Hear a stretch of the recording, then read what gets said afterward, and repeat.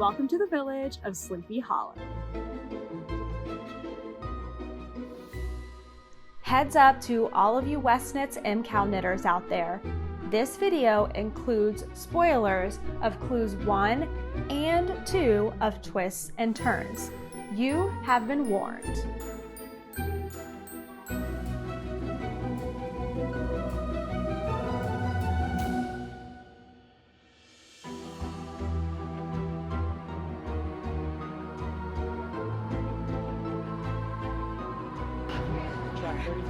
Almost there.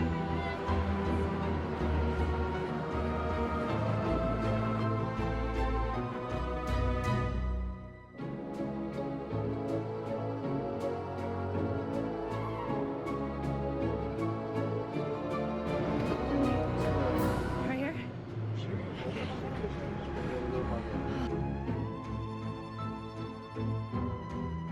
Today we're headed 25 miles north of the city into the town of Sleepy Hollow.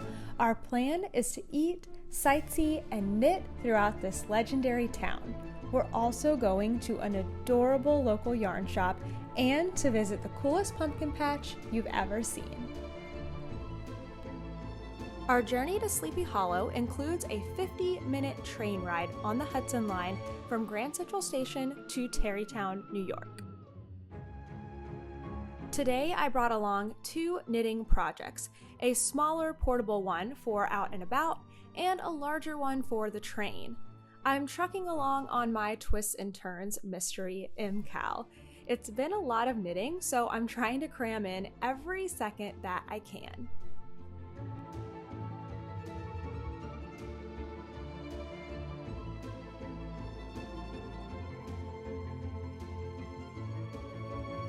At the train station in Tarrytown, I was surprised to see a cute bakery inside.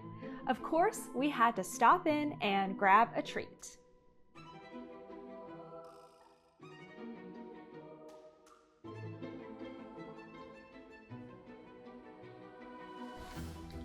So, on our trip to Sleepy Hollow, I just opted for a sugar cookie, but it is pretty appropriate for today. Little Headless Horseman action. Let's do the bite.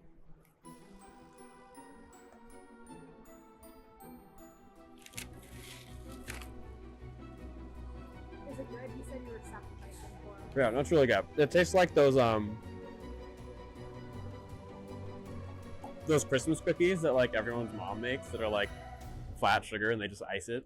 I could not decide between 2 things, so I just got them both and I can eat them later because I think we're heading to lunch. The first is this lemon bar. And the second is this blondie that is dipped in chocolate all the way around the outside. Should I try one just like right now? Okay, I'll just do this one.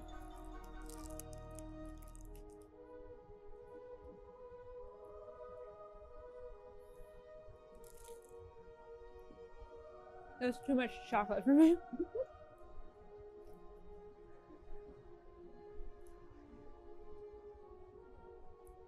It's good, but I'm like a rich, dark chocolate person, so I think I'll take it home and warm it up and I will love it. Then we walked up the hill from the train station into Tarrytown itself. There were Halloween decorations absolutely everywhere.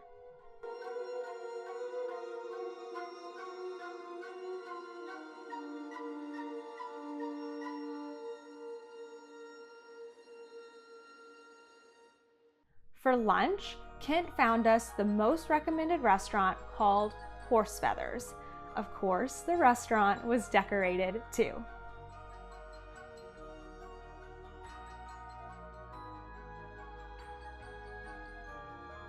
The menu had so many food and drink options, but our waitress said they were known for their burgers. So that's what Kent and I both got, and they didn't disappoint.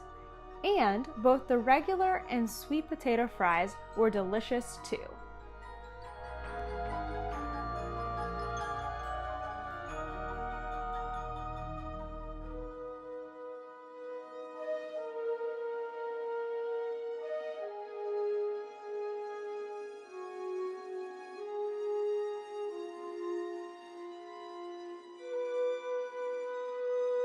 After lunch, we needed a little pick-me-up before our next adventure. We stopped in at Coffee Labs, which, just like it looks, is a dog-friendly coffee shop.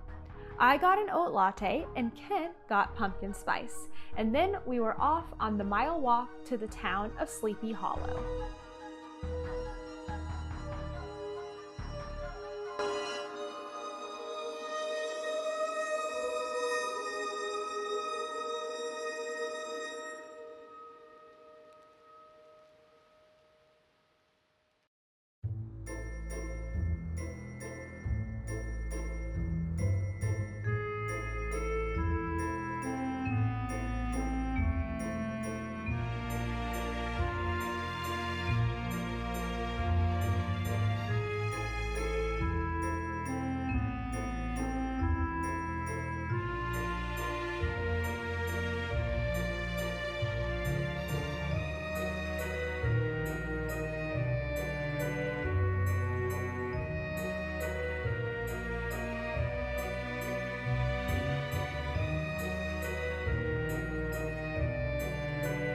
Just like Tarrytown, there were Halloween decorations everywhere. Even the street signs were orange with the spooky haunted horseman symbol on top.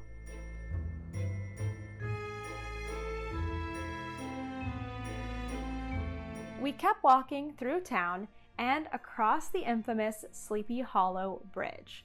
Our next destination, the Sleepy Hollow Cemetery. Just a quick heads up that the next few minutes include scenes of grave sites. While we're going to keep it light and focus on the legend of Sleepy Hollow and all the famous people who were buried here, we know cemeteries can be a bit unnerving. So if you want to skip ahead, here's the timestamp to do so. The historic Sleepy Hollow Cemetery is open daily from 8:30 a.m. to 4:30 p.m., but keep in mind that it is an active cemetery. The signs around ask that you act as if you were attending a funeral and respect mourners. Most of the people that we saw were doing exactly as we were and walking around to discover the burial sites of many legendary people, such as Andrew Carnegie and William Rockefeller. There are even walking tours that you can join by visiting the Sleepy Hollow Cemetery website and purchasing a $15 ticket.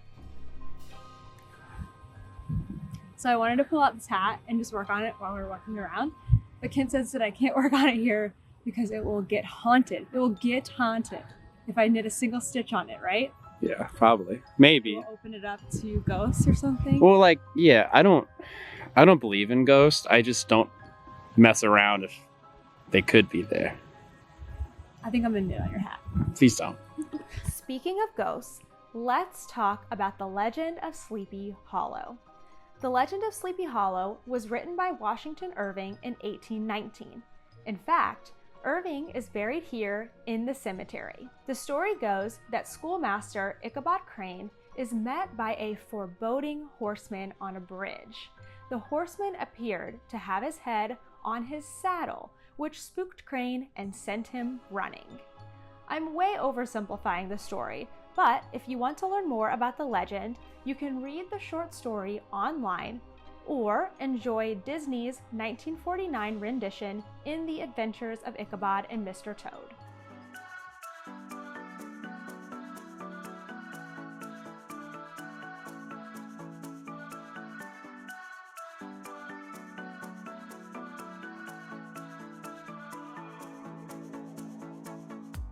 This town's so lame, I'm feeling so wired. It's 4 a.m., I'm not even tired. We're in your car, we can drive away. Oh yeah. After the cemetery, we walked back over to Tarrytown to the Flying Fingers yarn shop. I think we could have hung out in here all day. It was cute and tiny, but at the same time, so airy and bright. There was colorful yarn on every surface, but it didn't feel one bit crowded. The midnight radio. Listen to the midnight radio. We can drive Past the big table and up a small flight of stairs was this adorable attic space with comfy chairs and more yarn. It also gave you such a cool view of the shop below. A gentle breeze, the night's got a fever, to the moon and back, playing loud in the speakers. You and me, can I marry you right away? Oh yeah.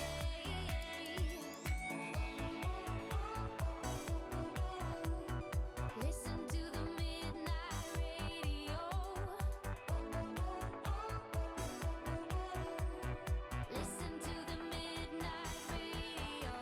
We can drive through the night, sing along to the midnight radio. Don't wanna wait all my life, can't remain, no delay, gotta let go. We can drive through the night, sing along to the midnight radio. Don't wanna wait all my The shop had a lot of Kelbourne woolens, as well as some brand new bases like Blue Sky's Woolstock Tweed. Listen to the midnight radio.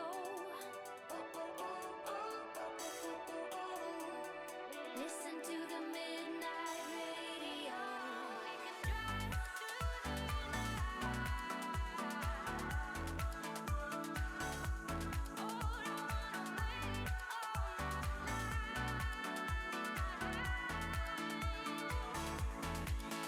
We can drive through the night, sing along to the midnight radio. Don't wanna wait all my life, can't remain, no delay, gotta let go. The owner's son had their own hand-dyed yarn, which you can only get here at Flying Fingers. Don't wanna wait all my life, can't remain, no delay, gotta let go.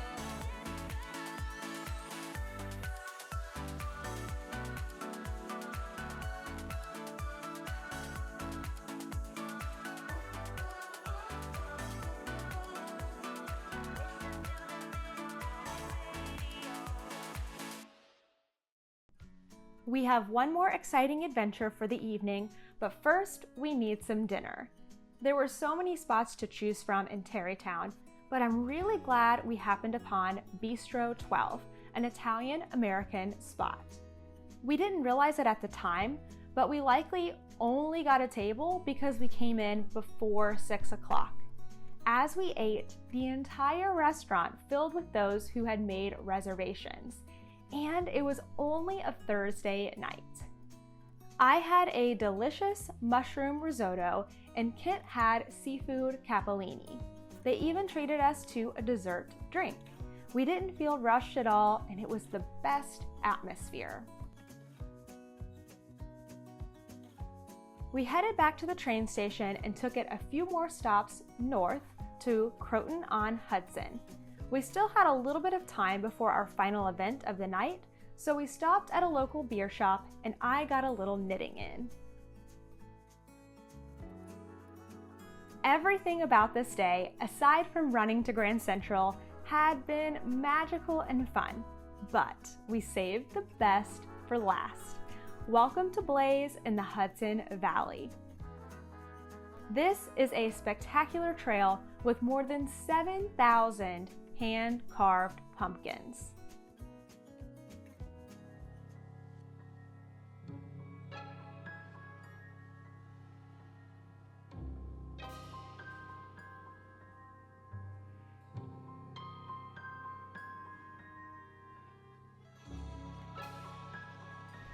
You might be thinking, well, how entertaining can a bunch of jack-o'-lanterns be?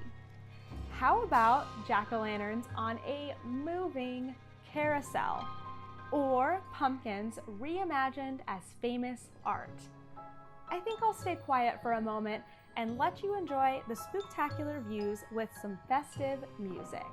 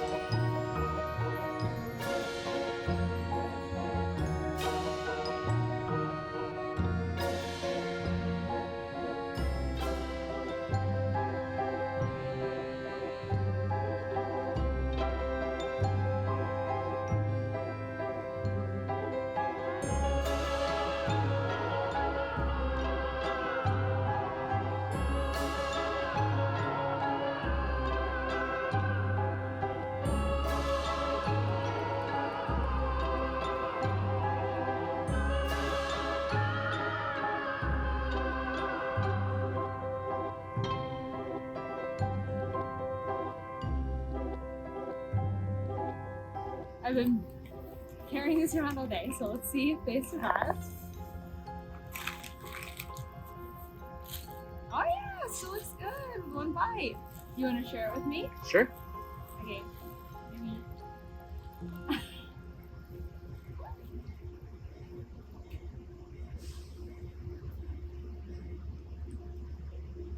They're the same.